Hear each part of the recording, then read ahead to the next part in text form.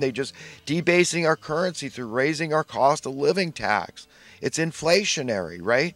That's what's going on. Everything. Oh well, we all understand this went up, so this has to go up. We all understand the chain reaction. Pass the buck. It's like there's no. How can this end well? Do you understand? We have to get control over our cost of living. The only hope is that we're going to see our cost of living go down. Wages are never going to keep up with it. Evidence, look at the empirical evidence. The Labor Department is owned by the Federal Reserve. They're telling them no. Don't do real math. Do fuzzy math, like Ronald, to coin a phrase from Ronald Reagan. This fuzzy math. I mean, they are not. They don't want checks and balances. They don't want accountability. They don't want oversight by we the people. They don't want to be on any leash of any type at all. Off leash all the time. That's it. No rules, no regulations, no laws. They're the lawless ones. The Federal Reserve Bank, okay, and all those representatives therein, all those stakeholders, shareholders, okay, these are the masterminds, these are the kingpins, these are the grand puppeteers, and then the political minions that go along with this, that illegitimately legitimize it. Yeah, that's oxymoronic because the only legitimate government in America is we the people. Okay, that's it, man. And unless it's protecting the rights of all the people, then it is fascist. And it's wrong, and it's taken us on the wrong course, the wrong path. But, to say I'm bad because I think we should just do things. I mean, I'm not a xenophobe. Look, folks, let the whole planet move if that's what they want to do. But let's help people where they are. Let's start a basic universal income in Venezuela or Honduras or wherever the people are fleeing from, anywhere in Latin America, Mexico. Okay, if you saw a basic income in any of these lands where people are leaving, they're not going to be leaving. Okay, and they're going to be supporting their own local economies. Do you understand how good it would be if poor people now that can't afford to get their car fixed, for God's sake, can't afford to hire a mechanic? How is that not good for your local economies? And fiscally conservative. See, I don't get it. I don't understand people. I know I'm not that much smarter than everybody else. I know I'm not. But for God's sake, people, you want lower taxes? And that needs to be defined because on one hand, you got the private tax. That's the cost of living tax. The cost of continuing to exist tax. That's what that is. Okay? That is paid to private entities. Okay, and then you got the one we call the government, which needs to be defined. Government, right?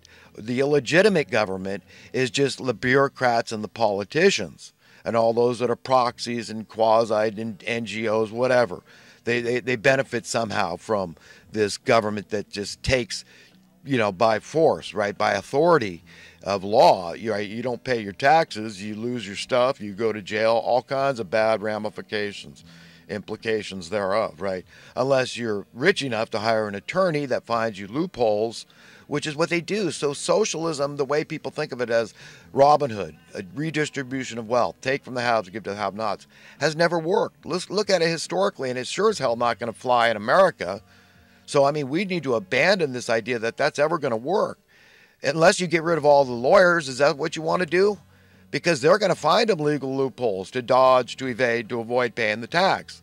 So who's it coming from? You say, well, we'll go to the next, lowest fruit. We'll go to the middle class.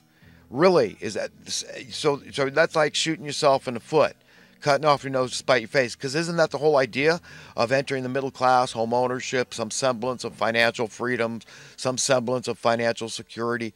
So no, you don't want to take out the bourgeois, okay, the middle class. No. What you want is you want it easier to enter the middle class, okay? And the only way we can do that is with true capitalism. See, I'm a big supporter of true capitalism, which has nothing to do with the capitalism we've seen since the assassination of JFK. For 55 years, we haven't had any semblance of true capitalism in America, okay? Do you understand why they've had to own the Labor Department? I mean, look, it's only fair, it's only reasonable, okay, to suggest that minimum wage workers, if their cost to exist goes up, that they get a commensurate, equivalent, proportional cost of living adjustment. I mean, how can anybody say that's a radical? Oh, no, things should have gone this way, and this is right, and here's how how can you do that? And so all they've got now, when people start, everybody figures out the same stuff I've figured out, They're ready with the climate thing. They're ready to blame you for climate change. I mean, here we got record-breaking coal in Chicago and all this crap. Record-breaking heat in Australia, I know, but it's just nobody's talking about the chemtrailing program. They're trading shares on this weather modification, this ability to make it rain or not rain. Do you understand? They're trading shares. This is reality. You hear the mainstream media trying to educate you about, they're supposed to be the cutting edge educators. Do you hear them talking about this? What's going on? I mean, nobody's going to blame that. This artificial spray in the sky, artificial cloud seeding. I remember hearing about this when I was in like kindergarten, at least 5 years old, 6 years old maybe. I was hearing about this stuff going on. So this is not new technology, but yet you hear the weather people talking about this and possibly blaming this instead of blaming you for driving your car and heating and cooling your home, taking a vacation, flying on a plane. No, they're not going to talk about that. They're not going to talk about the fact that all the trees and the plants need carbon dioxide, and that's a complaint that we're making too much carbon dioxide. Not even pollution now. I mean, this is the one area we've made progress with catalytic converters and on and on and on. You know how much less pollution there is because of the strides in environmental protection? Oh my God, with this one area, but we're going to focus on this, and we're going to keep on harping on how the public at large is responsible, and they're deficient in this category, in this arena. But we're not going to talk about the financial iniquities. We're not going to talk about the ever-growing wealth imbalance. We're not going to talk about the ever-growing poverty. Okay, no. We're going to talk about the little progress. They were talking about homeless census recently. They say, oh, well, we've made progress here, so they'll turn a molehill of progress into a mountain. Okay, you see how they slant the news, how they propagandize us, and then all the other stuff they just brush on. Well, it's just stable. It's, no, there's not really that much more homelessness, and it's not, they won't say we're making, steady, gradual improvement and drying up the numbers, and eventually there's light at the end of the tunnel for these people. No, they're committing genocide right under our nose. They've normalized genocide. This is what the propaganda does. This is what moving the Overton window does. Gradually, incrementally, over time, this is what they've done to us. They've made us all stupid idiots. Okay? And it's sickening, man. We're in a lot of trouble. We're in a lot of trouble, and people got to get empowered with the truth, be willing to carry their fair share away to the cross, whatever you believe that cross to be. Even if you're an atheist, an agnostic, you can still believe in human kindness and humanitarian things and ethical things and moral things, and you've got your own reasons for it, but hey, you value your conscience maybe. I mean, that's normal. That's what a normal, healthy person does.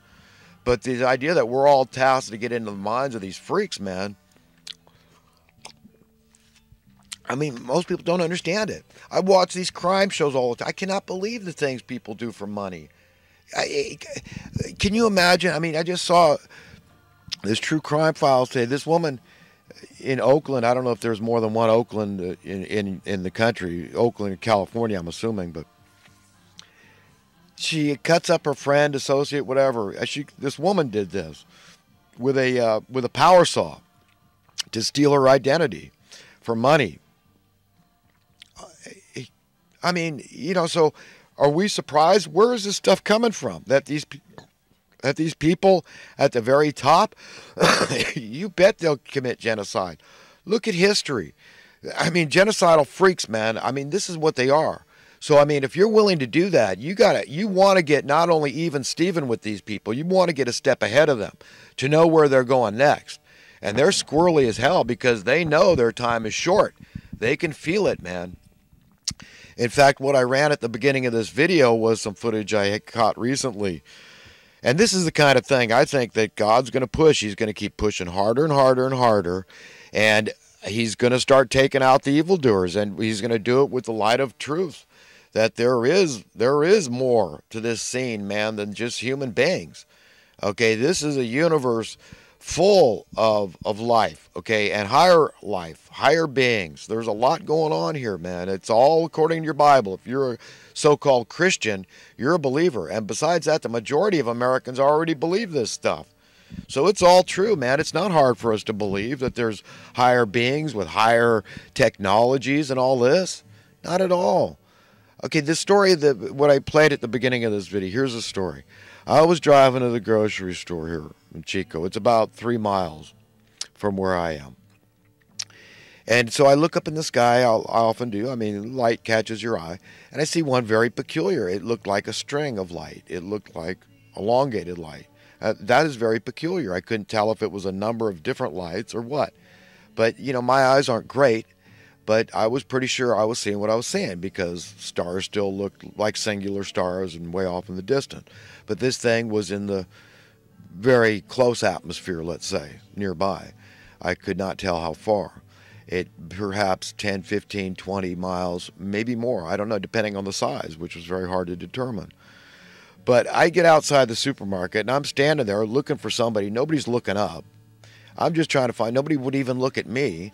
I'm standing there trying to get eye contact with somebody to say, can you see that? I mean, are my eyes playing tricks? Because when I got to the supermarket, of course, I could still see it because I had seen it from being stopped at a traffic light. It was when I first noticed it, as I remember.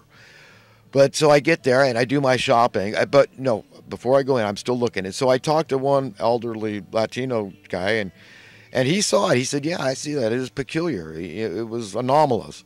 And so what happens is another woman's coming out of the store, and she heard me talking to him about it and looking over there in the direction.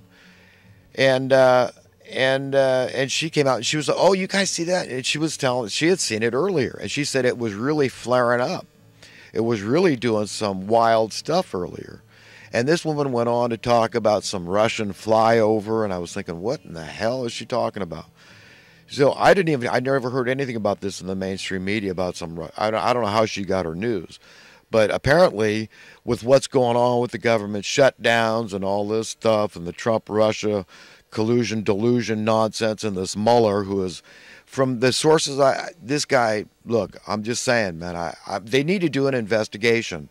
Okay, the intelligence that's working for Trump needs to investigate Robert Mueller. That's all I'm saying. Please, that's all I'm going to, I don't want to say any more than that because I don't know anything. All I'm saying is the people I trust say this guy is something else. Okay, got to look into this guy. Investigate Robert Mueller. Please, I beg you.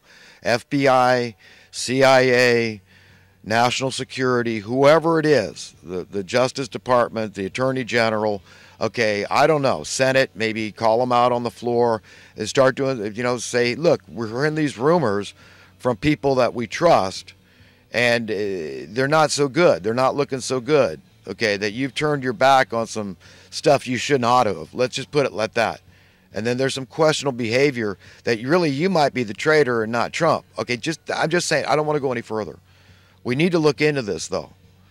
But this Russian thing, see, they're involved in it. And Russia says, look, what they're doing is they're trying to subjugate that 90% that were against that bailout of '08. So Putin and Russia, they're seeing this. That the American people, the vast majority of the American people, a hell of a lot of Democrats, a hell of a lot of liberals, a hell of a lot of socialists, a hell of a lot of Republicans, a hell of a lot of conservatives, okay, a hell of a lot of capitalists, okay, are they're attempting to really nail us to the cross. Okay, that's what's going on here. We're talking about the establishmentarian class. They're on both sides of the aisle. They're corrupt Republicans. They're corrupt Democrats. Like I pointed out, this top political class, the Senate and the Congress. Okay, these are the ones that give license, illegitimately, because we the people didn't give them license, to the bankster class and to these intelligence agency class. All these people in these positions of power that are steering this ship of fools. All this linkage in between the rudder and the helm of the ship of fools. Do you understand what's going on here? So they're villainizing, demonizing Russia right and left. I'm thinking, no, they're on the right track. They abandoned communism and socialism. Now they want peace and prosperity and freedom for their people. Okay, and now this is when these pseudo-democrats and pseudo-liberals and pseudo-intelligence agents and pseudo-socialists, okay, are going to say that Russia is so bad because they're going, and these are the people, I mean, they benefited greatly from the corruption. Your Nancy Pelosi's out there, your Chucky Schumers, your Feinsteins, okay, look into their finances. From crony capitalism, fascist capitalism, has nothing to do with real capitalism. It's just a name. It's just a moniker they're using, Okay, they're bashing the name of capitalism. That's why I'm such a defender of true capitalism, because I know the effect. I know how to define progress relative to true capitalism.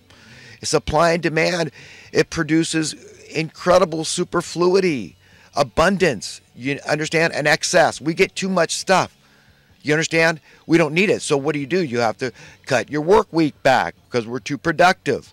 You understand that what would happen if we do using a basic universal income and all that money circulating in society, people feeling more and more secure and free and spending the money, and it all goes back into the Wall Street anyhow, and it just is perpetual. Do you understand? And not only is it perpetual, but it increases in worth.